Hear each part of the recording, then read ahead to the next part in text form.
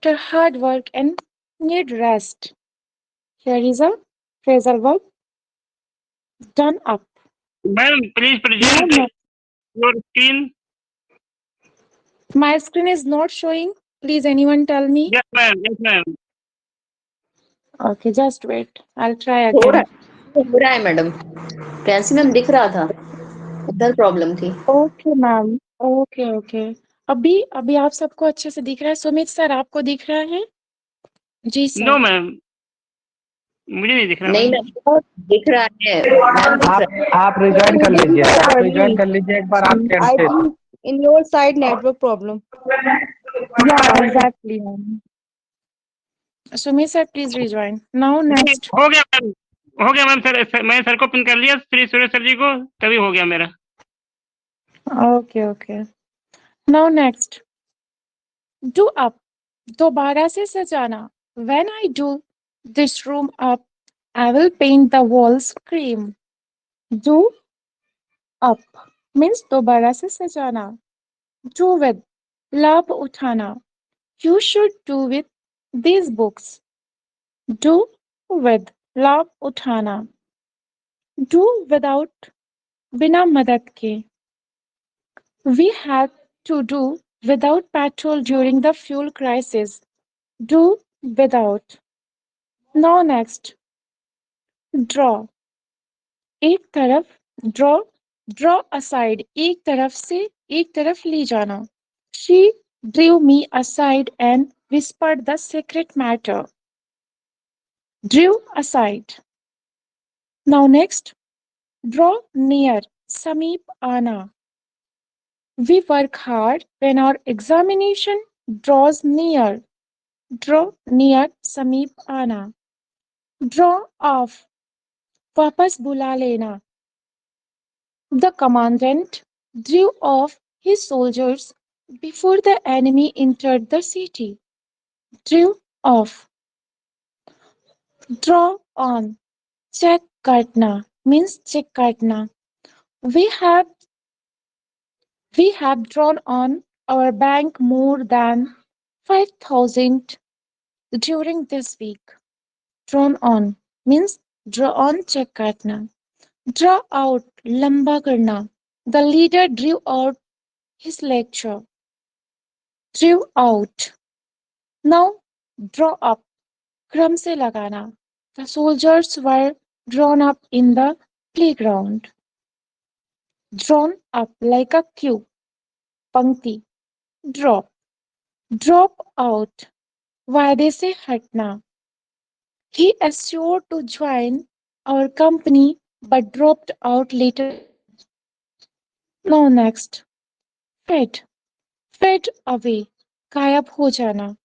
The white tigers has faded away from the forest. Faded away. Now fall. Fall away. साथ ना देना. His supporters began to fall away. Fall away. साथ ना देना. Fall back. वापस करना या होना. The enemy fell back as our army advanced. Fell back. Now fall in with important word. Fall in with आकस्मिक भेंट होना. On my way home, I fell in with my friend who had long been away. Fell in with. Now next, fall off, कम होना. Due to heavy rainfall, the attendance has fallen off. कम होना. Fall out, झगड़ा करना. The two friends have fallen out. Fallen out, झगड़ा करना. Fall through, असफल होना. The scheme fell through for want of funds. Fell through, असफल होना. Fall upon, हमला करना. The Indian army fell upon the enemies. Fell upon. Now next. Fill. Fill in, उड़ करना. Filling the blanks. Filling the blanks with appropriate words. Fly. Fly at झपट्टा मारना. The dog will fly at the cat and kill it. Next, get. Get along. सहमत होना. They got along very well.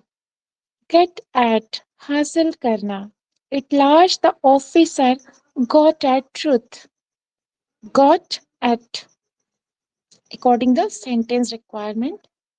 Now get away. भाग जाना. My servant got away though I treated him well. Get down. Most important. Get down. गिर जाना. He got down from a moving train and hurt his leg. Get off. बरी होना. Also important. Get off. बरी होना. The culprit got off. Get on.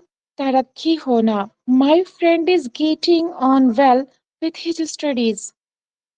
बाहर जाना. Get out. He ordered the students that they should get out. Get over. काबू में लाना. I shall soon get over my difficulties. Get through. सफल होना.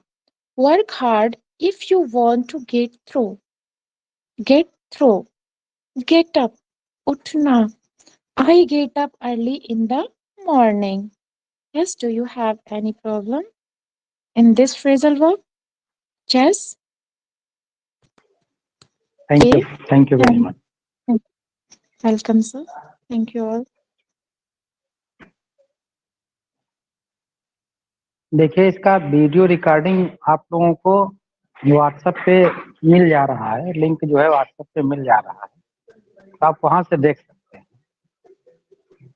कुछ लोगों की अपनी क्वेरी रहती है कि इसका वीडियो दिखता नहीं है, कहीं ब्लर आता है, प्रॉब्लम है, तो ये ओपन सेशन का वीडियो आपको यूट्यूब पे मिल जा रहा है।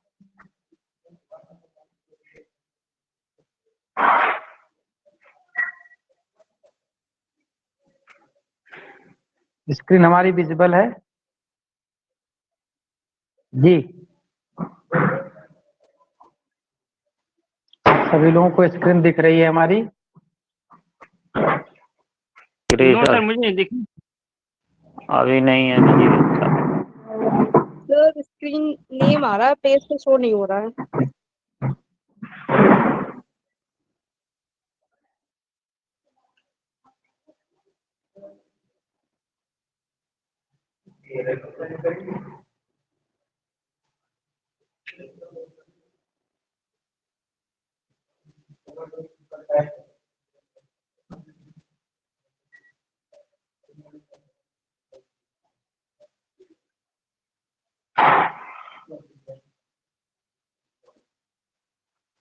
जी, अब दिख रहा है? दिख रहा, दिख रही है सर, विजिबल है। चलिए ठीक है। थैंक यू सर, आ गया सर। हम लोग हिस्ट्री पढ़ रहे हैं, हिस्ट्री सोच रहे हैं खत्म ही कर दें, इसका काम तब जो है लेक्चर पे पढ़ते हैं। सोचा तो हम लोगों ने था कि लेक्चर भी बीच में पढ़ते रहेंगे। हाँ, हिस्ट्री के middle age, old age, middle age, Renaissance की चारों एजेस, ये सब हम लोगों ने पढ़ ली है। डिफरेंट एज में कौन कौन से लिटरेरी फिगर है, लिटरेरी पर्सन है, लिटरेरी डिवाइसेस कौन कौन से यूज की जाती हैं, सारा कुछ हम लोगों ने पढ़ लिया है।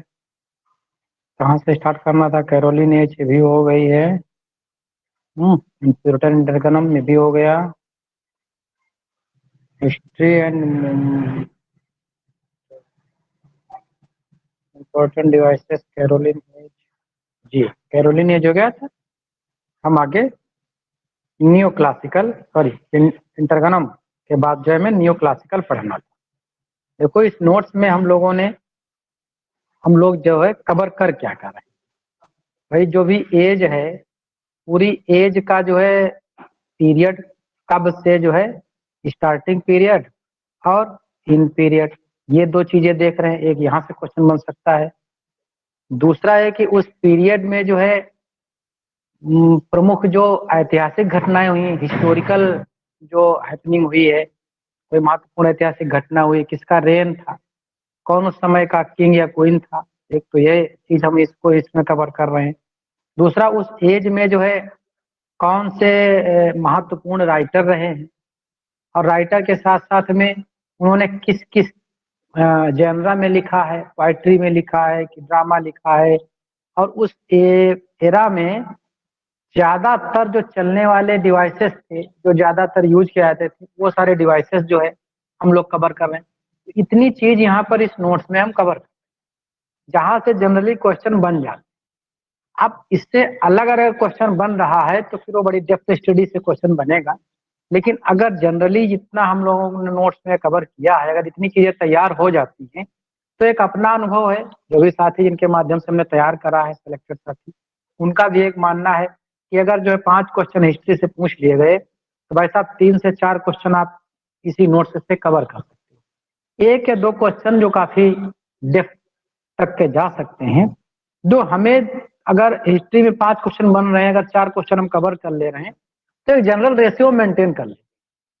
अगर एक जनरल एस्पिरेंट से आगे हट के, थोड़ी आगे बढ़ करके अगर हम एक रेशियो अपना मेंटेन कर लेते हैं, तो सिलेक्शन जो है कोई रोक नहीं पाएगा। यही स्थिति लिटरेरी टर्म पे भी लागू होती है, यही स्थिति हिस्ट्री पे भी है, राइटर पे भी है, और ग्रामर पे भी है। कुछ ऐसे क्वेश्चन ऐसे जरूर होते हैं जो जनरल एस्पिरेंट या जो स्पेशल एस्पिरेंट है उनके भी दिमाग के ऊपर से निकलते हैं। तो यहाँ पे जितनी चीजें हो सकता है, सिलेक्शन के लिए जितनी भी चीजें आवश्यक है, उतनी चीजें इसमें कवर करी गई हैं। बाकी जो है विशेषज्ञता हम लोग हासिल कर लें, मतलब वो सिलेक्शन ले लें, फिर बाद में हम बहुत ज्यादा डेप्थ में ज्ञान हासिल कर लेंगे। डिटेल अगर पढ़ना है तो हमने जो ये सोर्स लिया हुआ है, ये अल्बर्ट का है, विलियम जे लॉन्ग से भी कुछ लिया है, कुछ हिस्सा हमने ऑक्सफोर्ड से भी लिया है, तो वहीं से लिया है। तो बहुत ज्यादा डिटेल में किसी को पढ़ना है तो बुक्स अवेलेबल है मार्केट में, आप लोगों के पास होंगी ही होंगी, वहां से चीजों को देख सकते हैं। तो चलिए, जितना अपने पास नोट्स है पहले हम उसको खत्म करते हैं, फिर आगे कमी रहेगी आप लोगों के परामर्श के हिसाब से तो फिर देखा जाएगा। New classical period, new classical period कल हालांकि हमने शुरुआत सर इसकी कर दी थी। न्यू का मतलब क्या होता है? न्यू या revived, and classical refer to ancient Greek. जो क्लासिकल है ये किस चीज को रिफर करता है?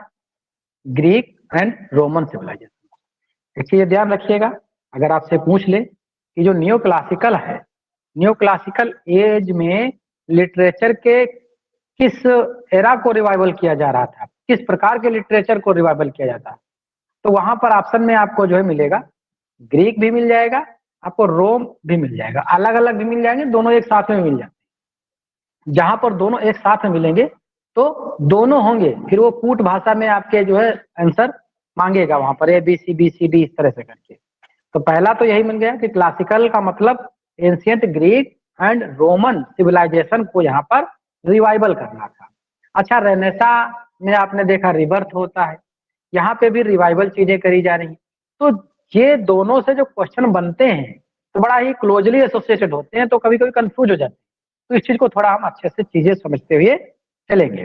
तो क्लासिकल में क्या है? Revival of Greek and Roman civilisation.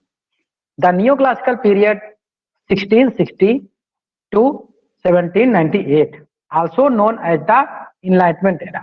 ये भी हमारे लिए इंपॉर्टेंट हो सकता है कि जो ये न्यू क्लासिकल एरा है, इसका नाम जो है इनलाइटमेंट एरा भी माना जाता है, इसको इनलाइटमेंट एज भी कहते हैं। Was the cultural and intellectual movement. जो ये इनलाइटमेंट एरा रहा है, या जिसे हम जो है न्यू क्लासिकल कहते हैं, ये किस तरह का मूवमेंट रहा, इस एज में किस तरह का मूवमेंट चलाया गया, तो ये एक कल्चरल और इंटेलेक्चुअल मूवमेंट जो है माना जाता है। Emerge Europe in 18th century, century भी पूछ लेता कभी कभी, ये किस सेंचुरी से बिलोंग करते हैं? 18th century. It was characterized by the renowned interest in the classical learning and the rejection of the ornate baroque style of the previous century. ये कह रहे हैं कि जो है ये जो एज रही पूरी, इस चीज को अपोज कर रही थी। ये चीज अगर आपसे पूछ लिया जाए तो ध्यान रखिए रिजेक्शन था किस चीज का, बैरक स्टाइल का और ऑर्नामेंटल राइटिंग का। तो बहुत ज्यादा जो बढ़ा चढ़ा करके चीजें लिखी, जैसे आप अभी प्यूटर इंटरगनम में पढ़ें कि वहां पर बैरक का ज्यादा इस्तेमाल किया, जैसे कि लेसिडास ले लीजिए या पैराडाइज लॉस्ट ले लीजिए मिल्टन साहब का, तो वहां पर जो है काफी स्टाइलिश, काफी चीजें बढ़ा चढ़ा करके बताई गई। तो यहाँ पे ऑर्नामेंटल लिटरेचर को अपोज किया गया, इस चीज को एक ध्यान रखिए, करेक्टरिस्टिक आपका ये बन सकता है। अगला है during this period there was a focus on reason, किस चीज पे फोकस था, रीजन, साइंस एंड प्रोग्रेस। इसमें जो है साइंस प्रोग्रेस पर ज्यादा फोकस किया गया लिटरेचर पे। Thinkers artist should apply the principles of the enlightenment, enlightenment के प्रिंसिपल को ज्यादातर यहाँ पर अप्लाई किया गया। Aspect of society, the philosophy of enlightenment emphasize on the individualism liberty. ये जो इनलाइटमेंट की फिलॉसफी थी, आपसे पूछा सकता है कि किस चीज को जो एम्फसाइज करती थी, किस चीज पे जोर देती थी, तो यहाँ पे इंडिविजुअल मतलब जो है व्यक्ति विशेष की स्वतंत्रता को लेकर के, उसकी लिबर्टी को लेकर के और उसके नॉलेज को लेकर के यहाँ पर चीजें ज्यादा कही जा रही थी। Had significant impact of the politics and economics and social structure, इसका प्रभाव जो है उस समय के राजनीतिक और आर्थिक तथा जो है सामाजिक ढांचे पर काफी ज्यादा पड़ा, क्योंकि इसके पहले जो है चीजें रही हैं वो उतना मतलब परिशोधक चीजें नहीं, उतना परिष्कृत चीजें नहीं रही जितना कि जो है न्यू क्लासिकल एज में चीजें परिष्कृत रूप से लिटरेचर में चीजें देखी जाने। In literature, the neoclassical period is known for the emphasis on clarity. ये जो लिटरेचर, ये जो पीरियड था, ये जो है अपनी क्लियरिटी के लिए जाना जाता है, रीजन के लिए जाना जाता है और रैशनैलिटी के लिए जो है जाना जाता है। Writers during this period sought to create a word that was simple, direct and accessible a wide audience. इस टाइम के जो राइटर्स थे वो ऐसे वर्क लिखते थे जो सामान्य व्यक्ति की पहुंच तक के हों, वो सामान्य व्यक्ति जो है उनको समझ पाए, ज्यादा सोफिस्टिकेटेड चीजें यहाँ पर लिखी नहीं जाती थी। अब एक चीज आपके दिमाग में आ रहा होगा, भाई साहब हम आपको क्वेश्चन करके जो है हम हल कर लेंगे, सिलेक्शन ले लेंगे, इतनी बड़ी जो है राम कथा सुनने की हमको क्या जरूरत है। आप 2021 का देखिए पेपर, वहां पर आपको क्वेश्चन मिल रहे हैं फीचर से, क्वेश्चन मिल रहे हैं डिस्क्रिप्टिव से, आपका दे दिया गया new classical era dash, 5-4 option दिए हैं नीचे से, उसमें से कह रही है कौन सा feature is not correct, which sentence is not correct regarding new classical. अगर ये सारी चीजें पता नहीं होंगी तो फिर इस तरह के क्वेश्चन करना जो है बड़ी ही मुश्किल पैदा कर देगा। तो इसलिए जो है राम कथा जो है हमें सुनना ही पड़ेगा और इसको जानते हुए ही हम आगे बढ़े तो ही बेहतर है। आगे है the rejection of the elaborated ornament style. जी कोई कुछ कह रहा? ये राम कथा ना भविष्य कथा है, ये जिंदगी की कथा है। चलिए जो भी समझ रहे हैं। अगला है the rejected the audio elaborated, वही चीज इसमें थोड़ा दोहरा दी गई है कि उस समय का जो इलेबोरेशन स्टाइल था और ऑर्नामेंटल स्टाइल थी उसको रिजेक्ट कर दिया गया। And straightforward approach and drew inspiration from the classical work Asian Greek and Rome. Next जो पॉइंट हमारा है the new classical period is further subdivided into 3 periods.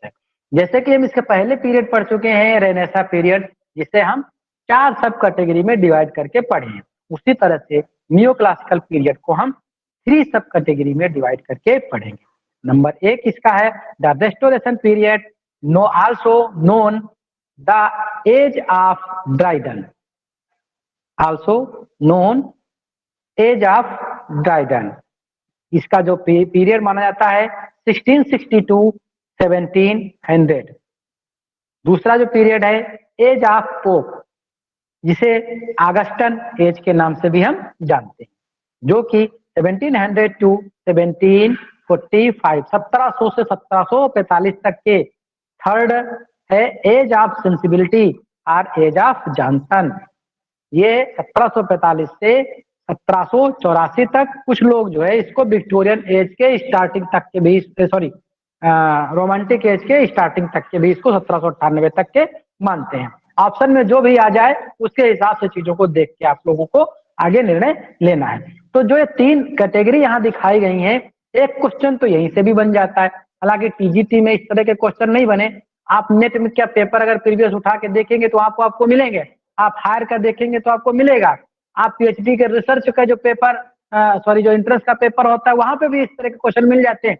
तो जो टॉप लेवल के क्वेश्चन हैं और जो उनका मीडियम वहां पर लो है, आगे आने वाले समय में आप टीजीटी के पेपर में वो क्वेश्चन आपको मिल सकते हैं, या वो लेवल जो है आपको मिल सकता है, भले वो क्वेश्चन है सेम टू सेम ना मिले। तो एक क्वेश्चन तो यहाँ से आपका प्रोबेबिलिटी बनती है। अब देख लेते हैं थोड़ा हिस्टोरिकल बैकग्राउंड किसका, जो न्यू क्लासिकल एरा है, तीनों को मिला करके कब से कब तक के मानते हैं हम इसको, 1660 से लेकर के 1784 या फिर 1798 तक के पीरियड की बीच में हम बात करने जा रहे हैं। The period begin with the restoration of king Charles second, जो कि आते हैं 61 में, उनका जो है कोरोनेशन हो जाता है, which marked the return of the monarchy after the Puritan Commonwealth period, जिसे हम प्यूरिटन इंटरगनम के नाम से भी जानते हैं। This period are marked by the political and social instability and the monarchy sought to re-establish order and stability. The monarchy also sought to emulate the classical values of Greece and Rome, leading to a renewed interest in classical literature, philosophy and art.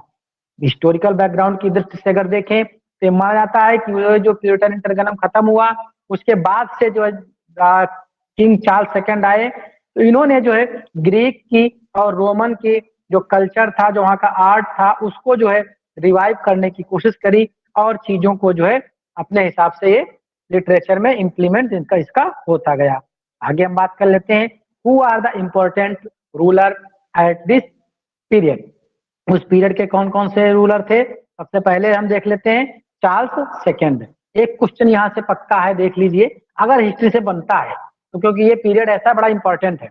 Charles second 1662 1684, Charles second was the king, overview the restoration, हम पहले इसको इंटरगनम में पढ़ चुके हैं। अभी अगले जो राजा आते हैं, किंग जो आते हैं, किंग जेम्स सेकंड 1685 टू 1688, मतलब चार्ल्स सेकंड के बाद के दूसरे ये किंग बनते हैं। James second succeeded his brother Charles second. ये कौन थे, ये चार्ल्स सेकंड के भाई थे। इनका थोड़ा एक मैटर और भी बनता है, हालांकि हिस्ट्री जब डिटेल में पढ़ेंगे आप बुक से तो ये मिलेगा आपको कैथोलिक और प्रोटेस्टेंट की फेथ को लेकर के, लेकिन यहाँ पर बहुत ज्यादा हमें वो स्टोरी पढ़ने की जरूरत नहीं महसूस हुई, हम उस चीज को हमने यहाँ पर नहीं इंक्लूड किया। हाँ, एक चीज जरूर इसमें देख सकते हैं आप, promote the religious let and overthrew the glorious revolution. इनके पीरियड में जो ग्लोरियस रेवोल्यूशन होता है, ये एक इंपॉर्टेंट क्वेश्चन बनता है, इस चीज को हमें ध्यान रखना चाहिए। नेक्स्ट जो है पॉइंट हमारा है William third and Mary second. ये जो है 1689 to 1702 follow the glorious revolution, William second and Mary second were crowned. आ जाते हैं नेक्स्ट जो क्वीन बनती है, queen Anne 1702 to 1714। Queen Anne was the patron of the art and supporter of new classical literature. Next जो राजा आते हैं, George first second and third 1714 to 1820 तक के ये पूरा जॉर्ज डायनेस्टी रहती है। नेक्स्ट जो पॉइंट हमारा है, who are the notable writers and their works in this age. इस एज के जो है प्रमुख राइटर कौन कौन थे और उनके कुछ महत्वपूर्ण वर्क कौन कौन से हैं, देख लेते हैं। नंबर 1 जो है राइटर है जॉन मिल्टन, जो कि हम प्यूरिटन इंटरगनम में भी इनको पढ़ चुके हैं, कॉमनवेल्थ पीरियड में भी पढ़ चुके हैं अच्छे से इनको, पैराडाइज लास्ट इनका, और सैमसंग एग्निस्टस, जॉन ड्राइडन, अब्सलम एंड एक्टोफिल। इनकी जो है ये रिटन डेट भी इंपॉर्टेंट है 1681, Mac Flecknoe 1682 and hind and the panther. ये चूंकि हिंद नाम है इसलिए कभी कभी एग्जाम के ओरिएंटेड हो सकता है। 1687 Alexander pope, essay on criticism, most important work है। ये वर्क ऐसा है कि पोप साहब किसी आपके एग्जाम में प्रेस्क्राइब हो या ना हो, लेकिन ये वर्क जो है पूछा सकता है। And next one rape of the lock and essay of a man. Next जो है Jonathan Swift, Samuel Johnson, Samuel Johnson काफी इंपॉर्टेंट है। A dictionary of the English language 1755। ये इनका वर्क जो है, ये जनरली ये पॉइंट कॉमन पॉइंट है, पूछा सकता है। Joseph Addison and Richard Steele, इनकी भी जोड़ी बहुत जो है उस समय फेमस रही। स्पेक्टेटर एंड टैटलर, ये दोनों जो है इनके पीरियोडिकल्स थे, ये काफी महत्वपूर्ण है। अगर एलटी आप तैयारी कर रहे हैं तो वहां पर इनको आप डिटेल स्टडी करेंगे। डेनियल डेफो, रॉबिन्सन क्रूज, इनका वर्क ये इंपॉर्टेंट है। And mall Flanders 1782 general of the clock year. Samuel Richardson, Pamela, most important work इनका है क्लैरिसा। अगला है विलियम कैंग्रू। विलियम कैंग्रू, कई आप जब आप लिटरेरी टर्म्स पढ़ेंगे वहां पर, तो हम वहां पर भी इनको पढ़ेंगे। विलियम कैंग्रू का क्या रोल है लिटरेचर में। Way of the world 1700, love for love, love for love, the mourning bride. John Gay, the beggar's opera, ये आपको नेट का फेवरेट क्वेश्चन है, प्रीवियस देखेंगे उठा करके मिलेगा आपको। बेगर्स ओपेरा किसका है, John Gay. Laurence Sterne, Oliver Goldsmith, यहां से भी आप जो है द विकार ऑफ वैकफील्ड, ये क्वेश्चन आपको जनरली एग्जाम्स में मिलेगा। अगला है हेनरी फील्डिंग, टॉम जोन्स, ये भी इनका, और जोसेफ एंड्रयूज, ये दोनों जो है, और एमेलिया, ये सारे के वर्क जितने इसमें मेंशन किए गए हैं ये इंपॉर्टेंट है और कॉमन क्वेश्चन बनाते हैं। किसी स्पेसिफिक पर्सन जो है इसमें इंक्लूड हो किसी राइट एग्जाम में, जरूरी इसके लिए नहीं है क्वेश्चन के लिए। अगला है Edward Gibbon, the history of decline and fall of the Roman empire, ये हिस्टोरिक पॉइंट ऑफ व्यू से वर्क इनका काफी इंपॉर्टेंट है, इसलिए इनको जो इसमें हमने शामिल किया है।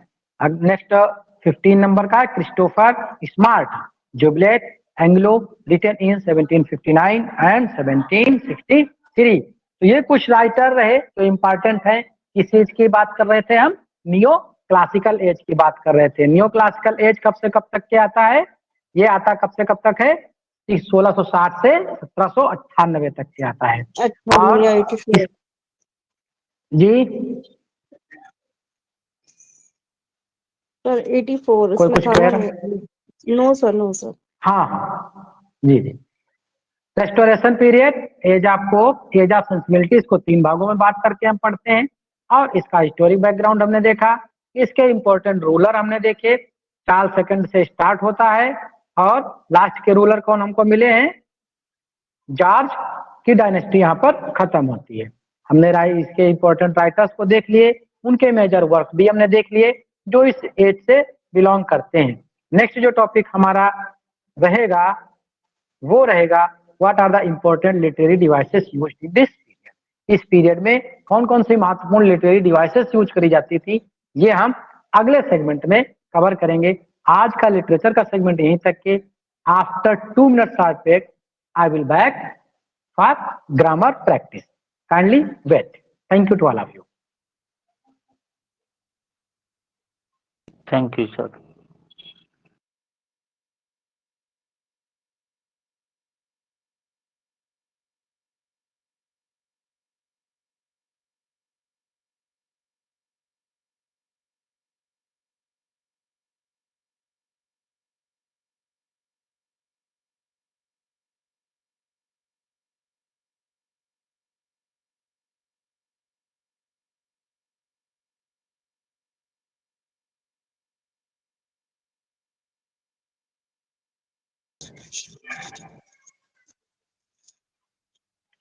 Thank you.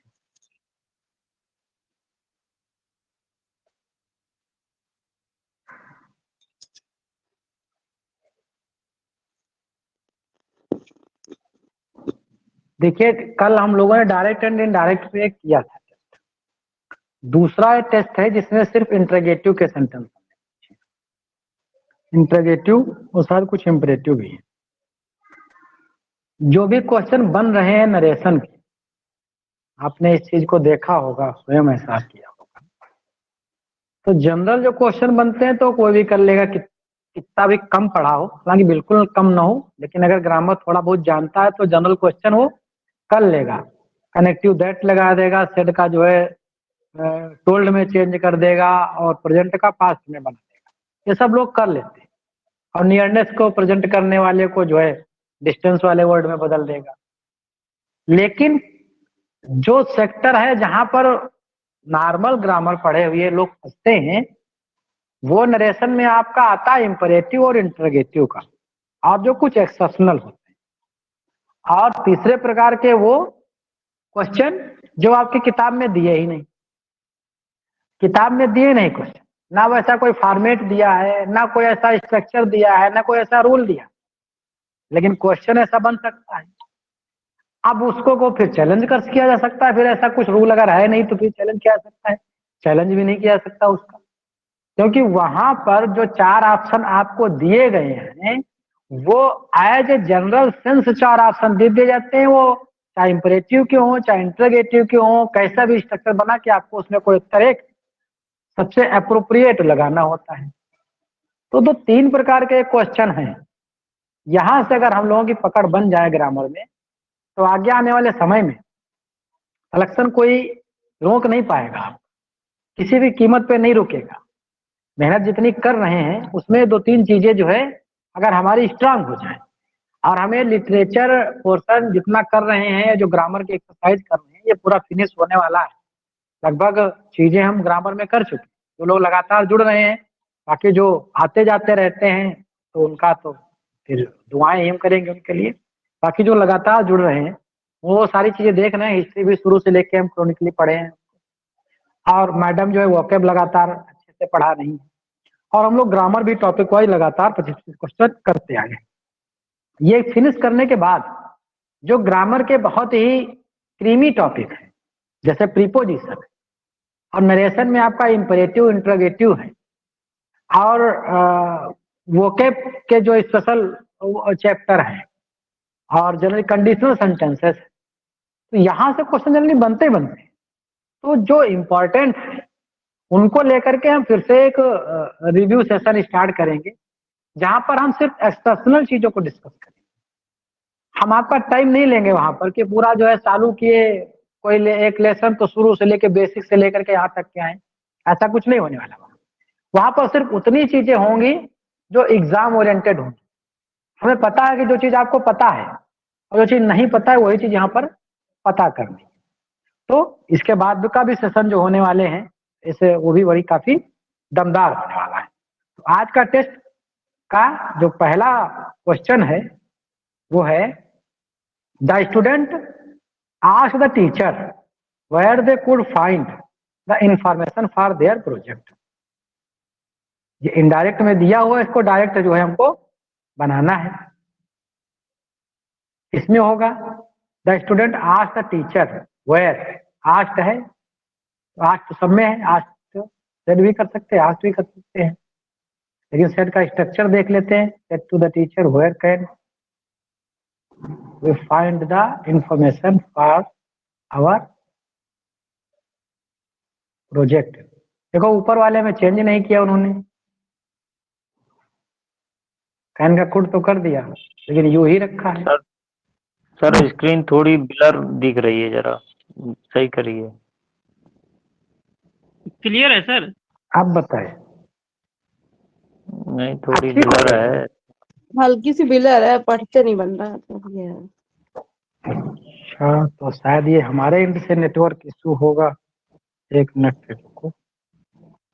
नहीं अब सर क्लियर है एकदम। अरे आपके यहीं तो क्लियर है, यहाँ तो क्लियर नहीं है।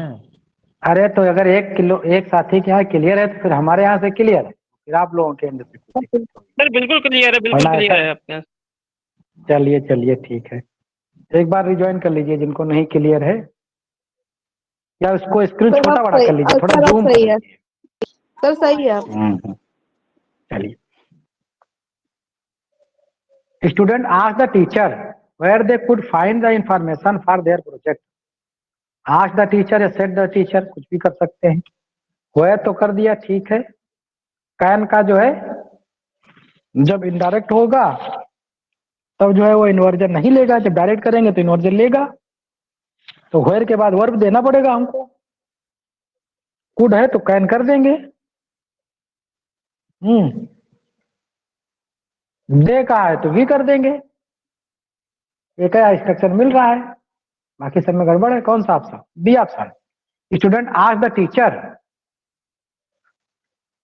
Where can we find information. अब आज की जगह सेट टू भी होना चाहिए था, लेकिन सेट टू इधर वाला तो ठीक है, लेकिन ये इधर वाले गड़बड़ है मामले सब में, वरना इधर सेट टू वाला होना चाहिए था। तो ये आस्ट है, इसी को हम अप्रोप्रिएट मानेंगे, है ना?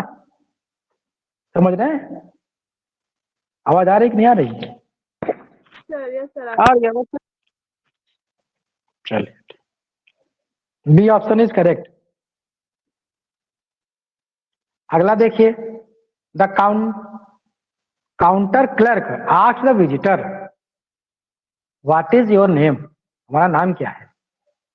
काउंटर क्लर्क, आस्क्ड पहले से दिया हुआ है, आस्क्ड इसमें वही हो जाएगा same, the visitor.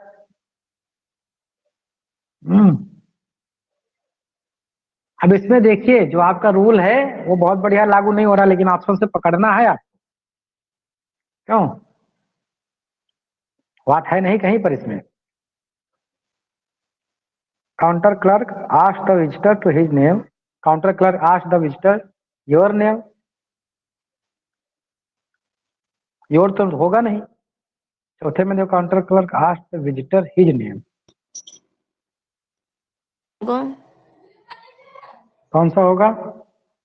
A sir. Sir first लग रहा है मुझे तो। ए होगा। यही Yes, होगा। डी वाले में इन्होंने हैज लगा दिया है, बाकी सब सही है।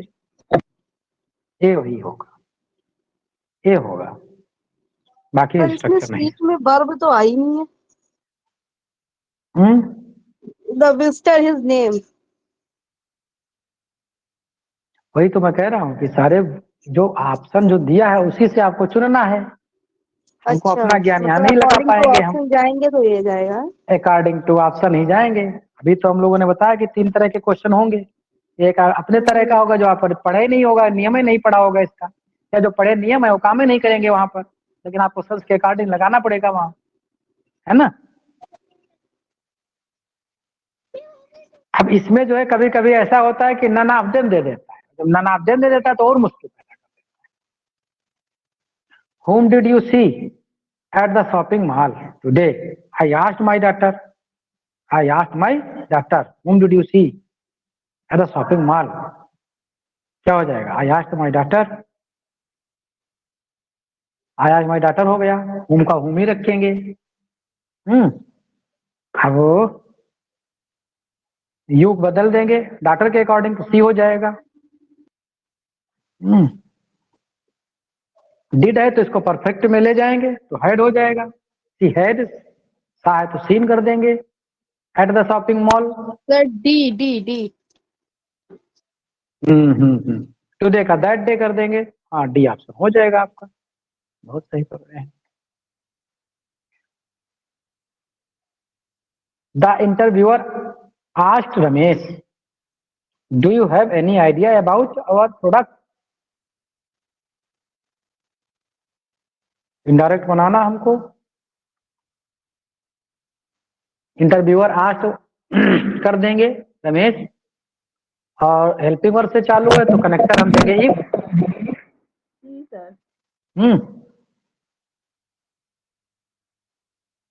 डू यू हैव है तो इसका कर देंगे हैड। यू बन जाएगा रमेश के अकॉर्डिंग, हो जाएगा he had any idea. C option आएगा, सी ऑप्शन आएगा, एनी आइडिया। और आवर का बदल जाएगा इसमें देयर में, देयर प्रोडक्ट। सी ऑप्शन आ जाएगा आपका। सही बात। यहाँ एक आपको मौका मिलता है कि आपका जो पढ़े रखा है 12th स्टडी कहीं से, भैया देखो किसी का फोन बहुत जबरदस्त बज रहा है, तो वो उसका कम से कम यहाँ पर दिमाग पे जितना प्रेशर दे पाओगे उतना प्रेशर दे दीजिए यहाँ पर, और समझिए चीजों को, फिर आंसर तो सब लोग मिलके बताएंगे ही बताएंगे। और ये जो बार बार चीजें हम करते हैं, रिकॉल करते हैं चीजों को, तो आपने बीएड पढ़े हों या एमएड जो भी किए हों, तो वहां आपने पढ़ा होगा एक स्मरण और एक पुनः स्मरण। तो जो ये रिकॉलेशन होता है, पुनः स्मरण की जो शक्ति है, ये परीक्षा में बहुत काम आती है। कभी कभी ऐसा होता है कि हम चीजों को जानते हैं लेकिन रिकॉल नहीं कर पाते। जब आप टेस्ट सीरीज लगाते हो सब चीजों को बार बार रिकॉल करते हो, बार बार रिकॉल करते हो, तो चीजें आपके एग्जाम तक के बनी रह सकती। तो जवाब जरूर दिया करिए आप। A new student said to me, where is the principal's office? New student asked कर दिया, अब where से लगा है तो where को where ही रखेंगे, इन्वर्जन हटा देंगे हम। said to me, where the principal's office was? Sir A नहीं बहुत डी होना चाहिए ना। सर डी होगा। हाँ डी होगा, डी होगा। ए बहुत स्टूडेंट easy सेड, था। आस्ट हो जाएगा, asked me where the principal's office was. अच्छा, ये कोई बता सकता है कि ये जो है वाज लास्ट में क्यों लगाया? सर यहाँ क्यों? पे वर्ड लगाने के बाद कंजंक्शन, उसके बाद तुरंत सर आ जाएगा सब्जेक्ट, उसके बाद तभी तो वर्ब आएगा। इसे उसी को तो फॉलो बहुत सही। किया है। The interviewer asked Ashok, why did you leave that job last month? Why did you leave? Interviewer ने आस्क कर लिया। सी ऑप्शन आएगा, सी अब ऑप्शन व्हाई सर, है। सी ऑप्शन आएगा, सी। बहुत सही। Why he had left the job previous month, C option. मेरा आ गया था sir phone,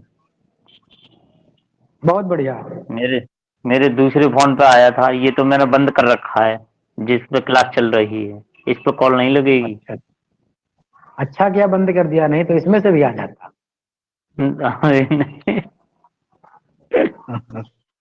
select the correct indirect form of the.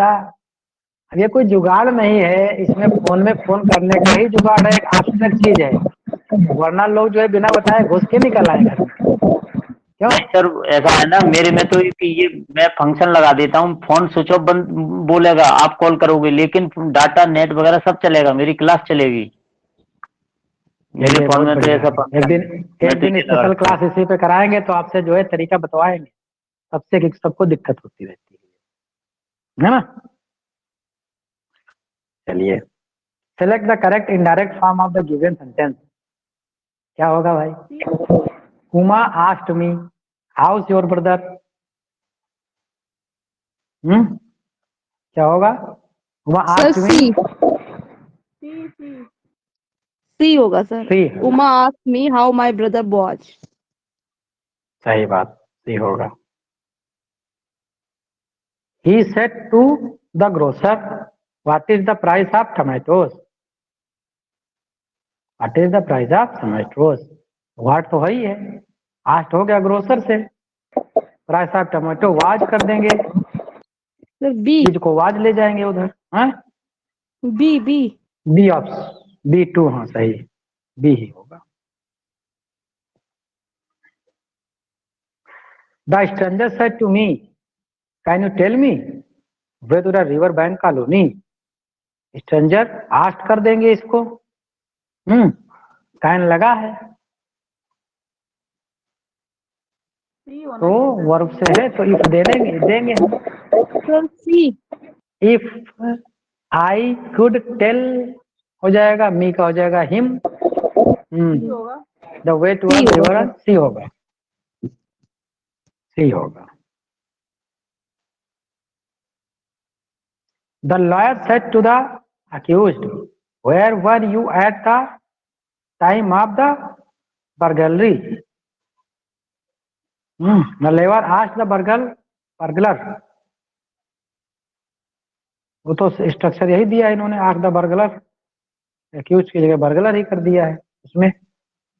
Accused होना चाहिए था बर्गलर। और फिर वेयर है,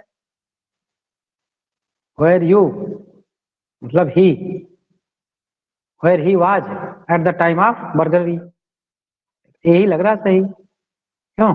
ये है। यही होगा, यही होगा।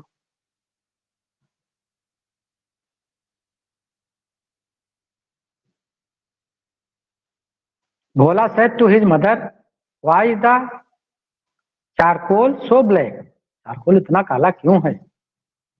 भोला है तो भोला है, नहीं जानता है, पूछ लिया उसने माता से। बोला आस्क हिज मदर, वाई का वाई ही रखेंगे, WH वर्ड है। हाँ, वाई, और फिर दैट दिस चारकोल है, दैट चारकोल कर देंगे। Charcoal so black was, charcoal C was so black, C option C होगा, हो सी जाएगा। ऑप्शन। सी ऑप्शन सही। अगला आ गया, फिर से भोला ने पूछ लिया। Bhola said to his friend, how can I make this charcoal white? क्या बात है, क्या हम इसे सफेद बना सकते हैं? क्या हो जाएगा भाई? Bhola asked his friend how he could, can का कुड में बदल देंगे। मेक दिस चारकोल का that charcoal white sir white, A हो जाएगा। यही सही है। तो ये ऑप्शन नहीं होगा इसमें। हो यही गया भाई, सही है। आपका कहा मान लिया हम, हो गया, यही हो गया। तो आज हम इतने तक ही रखेंगे, टाइम बीइंग ओवर। मिलते हैं कल as usual. Thank you to all of you. Okay, thank you sir. Thank you sir.